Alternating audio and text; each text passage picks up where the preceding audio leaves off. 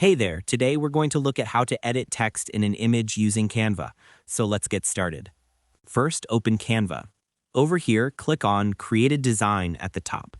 After that, from the drop-down menu, choose Import File. Then, upload the image that has the text you want to edit from your computer.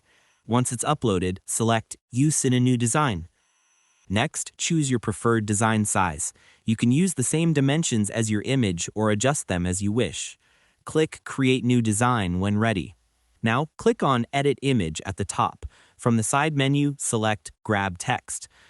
This feature detects text from your image. Note that it's available for Canva Pro or Education accounts. After Canva processes the image, highlight the text you want and click on Grab. Then the text will appear in a new text box, and you can start editing it. You can modify the words, font, size, color, or even capitalize the letters.